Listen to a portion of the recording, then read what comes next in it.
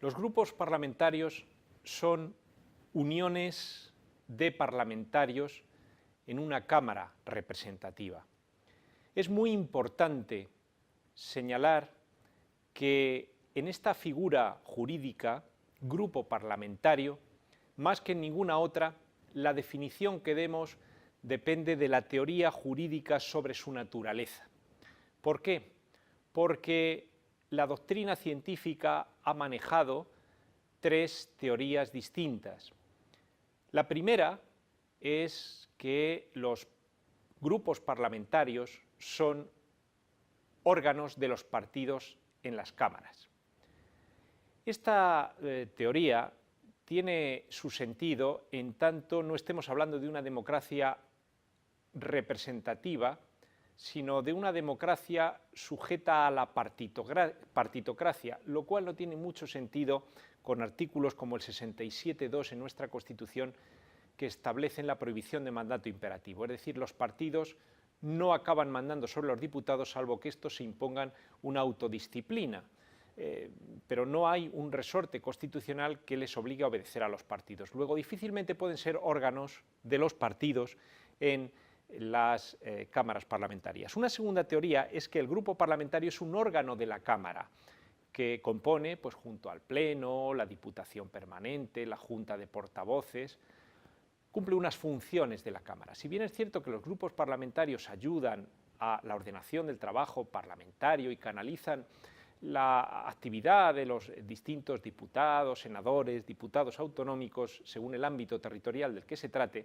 lo cierto es que no puede funcionar como órgano de la Cámara porque no representa la sensibilidad de la Cámara. Un grupo parlamentario son uniones de diputados cuya principal característica es que se agrupan porque quieren, por ejemplo, por un sentimiento ideológico de afinidad, por haber llegado a ese Parlamento en las listas de un mismo partido o coalición de electores, pero no van a, lo que diga un grupo parlamentario no va a reflejar lo que diga la Cámara, eso lo tiene que decir el Pleno de la Cámara. Por tanto, la tercera teoría, que es con la que yo comenzaba la definición, uniones de parlamentarios, me parece la más coherente. Los grupos parlamentarios serían una asociación de parlamentarios que sin duda alguna cumple unas finalidades públicas, unas finalidades de representación, de ordenación temática a la hora de intervenir, de agilización de los trabajos a través de la elección de portavoces, de distintos representantes.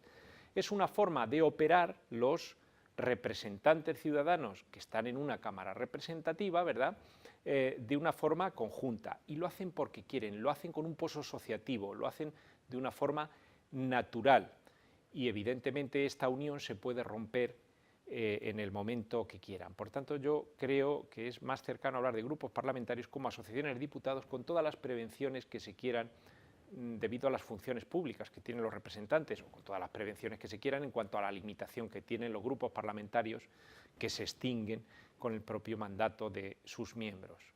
Se ha escrito mucho también sobre la continuidad de grupos parlamentarios, pero lo que parece más claro es que si son asociaciones voluntarias de diputados o con ciertas limitaciones reglamentarias, pero forzadas por el reglamento, pero que depende en último caso de la voluntad del representante estar o no en un grupo parlamentario, pues lo normal es que se extingan con el mandato de los que lo componen.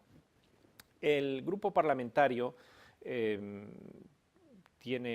citado en la Constitución en el artículo 78.1, ¿verdad?, con respecto a la creación de la Diputación Permanente de cada Cámara del Congreso y del Senado. Aquí lo que está diciendo es que los grupos parlamentarios tienen la capacidad de designar miembros según su importancia numérica, 78.1, ¿verdad?, en la Diputación Permanente de la Cámara, pero no hace una regulación de fondo.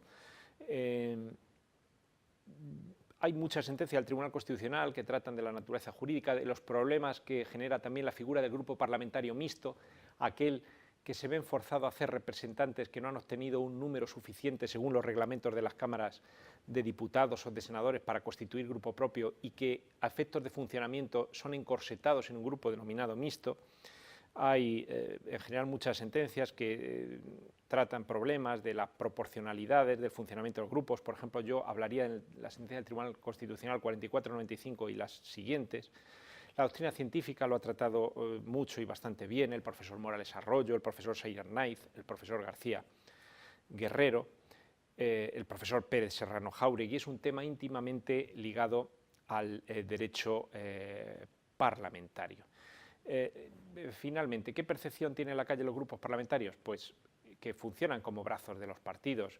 Y yo diría, como he comenzado diciendo, que es porque los diputados quieren imponerse una autodisciplina, más que porque la Constitución lo diga. La Constitución dice lo contrario. Ningún diputado está sometido, ningún senador, ningún representante está sometido a mandato imperativo. Y más bien lo que se da es, en palabras del primer ministro inglés del siglo XIX, Gladstone, que los representantes prefieren votar con los partidos como unos caballeros que no con su conciencia como canallas. Por lo demás, podrían hacerlo en cualquier momento porque el pozo de democracia representativa seguiría presente en constituciones como la española.